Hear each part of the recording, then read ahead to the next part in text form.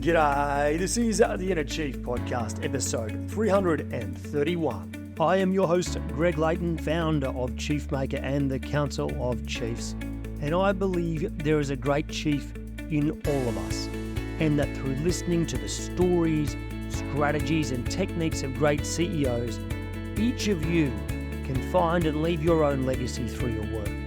The Inner Chief Podcast is where you will learn how to think and make moves like a CEO. For over a decade, I've helped CEOs and senior executives around the world boldly lead change, inspire their people, and leave a legacy. So every 2 weeks, I'll bring a deep diving interview with one of these CEOs or another one of a mid to large organisation so you can find your own path to greatness as an executive. G'day, Chief. Welcome to the Inner Chief Podcast and this very special Minisode on how to get your leadership team to think strategically at the organisational level and out of their functional roles. Recently, I held a webinar with Business New South Wales, which is the organisation that represents the Chamber of Commerce and Industry across the state of New South Wales. And together with the CEO of BNSW, I ran a particular podcast on this high performance teams model. And at the end, we answered a bunch of questions from the listeners. And one of the questions we didn't get to, that's why I wanted to bring this up, was, hey, Greg, Dan is the CEO of BNSW. What do we do when I've got a group of leaders in the business that have risen up through functional roles and are now really struggling to work on the business, to be strategic, right? They're getting caught down in the weeds. They may be thinking more about their own function more than the organization. It's causing a fair amount of chaos and tension across the group. This is a really common question. It's something that when I work with organizations, we cover this an enormous amount, because what we really want is for your leadership team, their number one team, to be the leadership team for the organization. We want them to remove any of the misunderstanding in the business about what is the biggest priority. We want them to work together on the business. We want them to execute the game plan and lead cultural change as they go. It's actually easier said than done. But what I wanted to give you today was a 7-step process to get that underway. Okay? This goes hand in hand with a couple of other podcasts we've already done. One is on how to run an executive retreat, and the other is how to build an effective operating rhythm. And there's a downloadable on our website. If you go to chiefmaker.com/operating rhythm, it'll have the format for executive offsite, plus also the monthly strategic projects committee meeting, which I'm going to talk about in this particular episode. Okay, Chief, let's talk about these 7 steps and how to get them done in the right order. The order is actually quite important here. So first up, Chief, you've got to create the space. And very rarely is the space in the office you work in. In fact, it never is. If you want your people to get out of the functional areas where they get distracted, where they get emails, where they're automatically anchored to thinking in the day-to-day operations, but you now want them to jump up to being strategic, it won't work. Go and find an Airbnb, go to the country, go to the beach, go to the mountains, whatever works, and get your leadership team away, switch off devices and technology, tell the rest of the business that you are away for the purposes of working on the business. And in that space, then you have the opportunity to invite them to work on the business. Once the frame is set, we go to step 2, right? And step 2 is all about setting the frame for why you're there. The frame is so important that this is the number one team in the business. This is about working on the business as a whole. Whatever is best for the business is best for the business.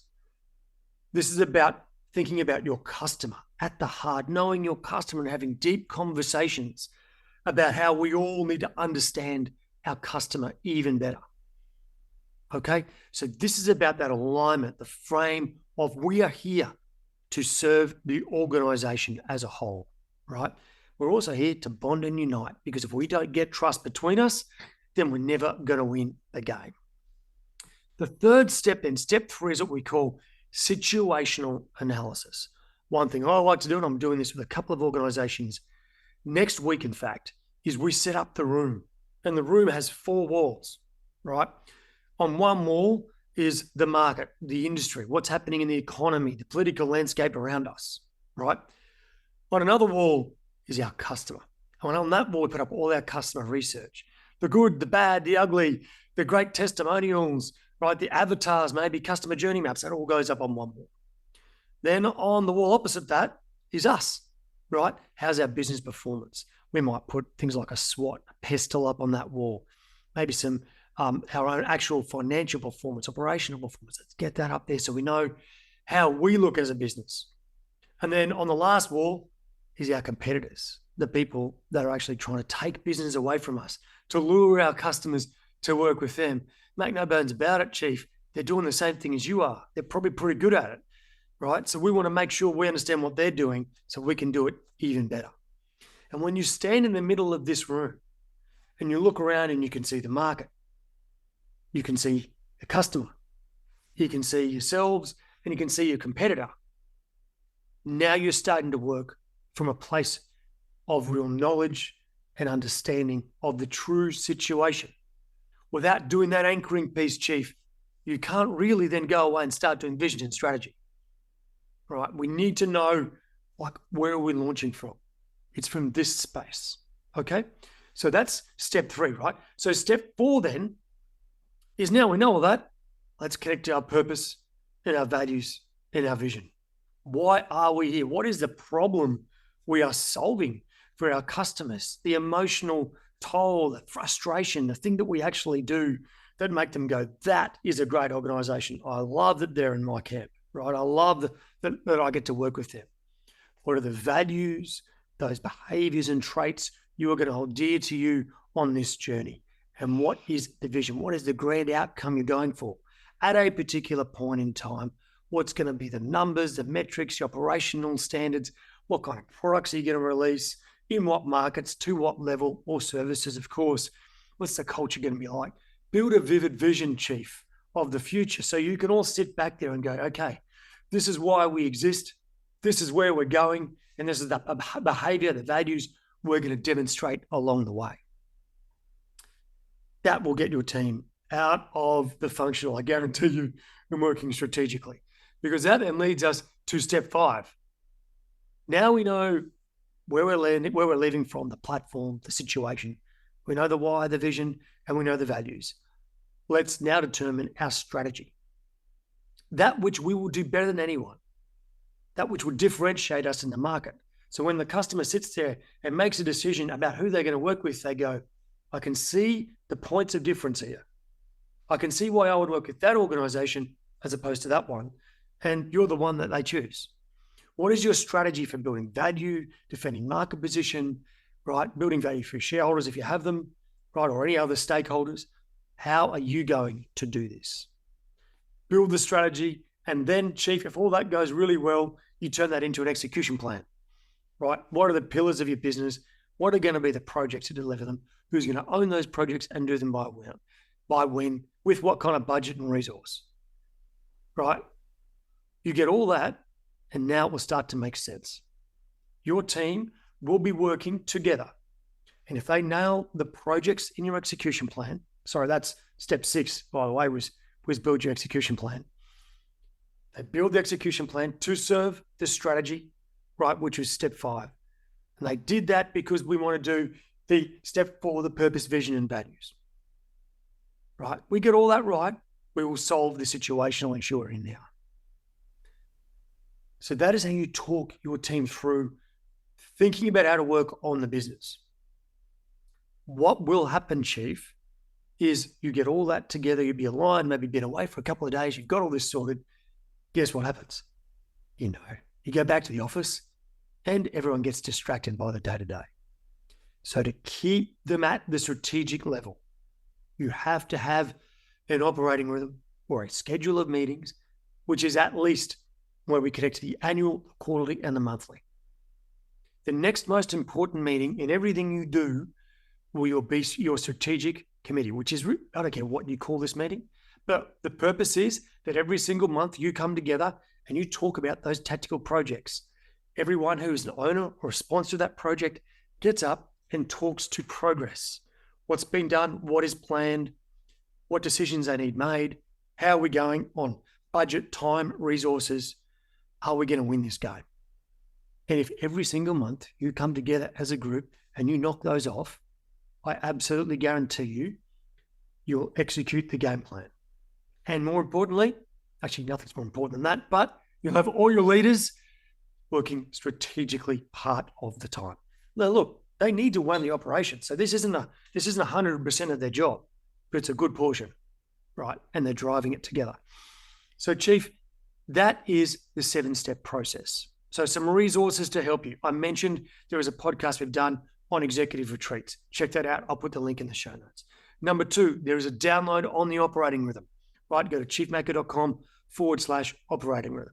Number 3, if you want help or you want to teach your leaders how to do this on their own, teach them to fish, and we do run the Mini MBA. The Mini MBA talks through all these steps and details. It helps each person in the business get out of the functional and become a strategic leader. And we walk them through their own business case, their own area, and everybody's got to build their own strategic plan, which includes all of these things.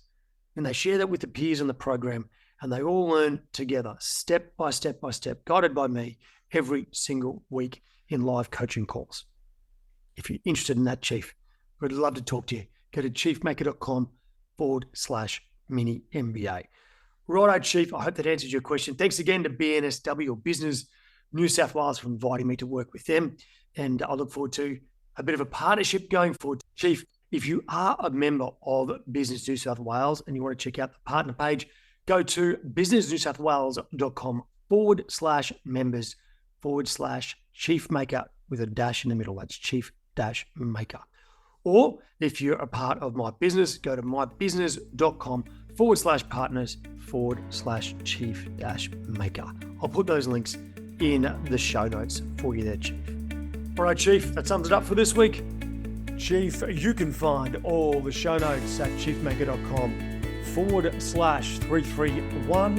And also, you can check it out on YouTube. Just go to chiefmaker.com/YouTube. Hey, Chief, do you find the emails are pouring in and you just can't get in front of them? You've got all the social media things you've got to follow. You've got meeting after meeting and phone calls and text messages and probably WhatsApp, probably MS Teams as well. And Chief, there's just so many things to get done. Plus, there's all the challenges of being a family, most likely. You've got kids to run around. You've got probably trying to be more fit and healthy. And you're just trying to work out how do you make it all happen. Well, Chief, we've got a short and powerful course for you called 7 Ways to Save an Hour a Day. The whole purpose is to help you be more effective with your time, to beat that overwhelm and get back in flow a lot more often. These are practical skills for anyone in a senior role. So Chief, check out chiefmaker.com/save an hour. It's a short course. It's only $49. It'll be well worth your time and effort. I absolutely guarantee you it's stacked full of practical tips. All right, Chief, check it out. chiefmaker.com/save an hour. Now, Chief, if you're yet to rate the episode and subscribe, I hope you'll do so soon. It helps others see the magnificent value that the chiefs and gurus on the show bring to their life and career. So make sure you hit subscribe on your podcast app now, give it a 5-star rating if you think it's worthy, and leave a short review about your favourite episode. Righto, Chief, as always, remember to stay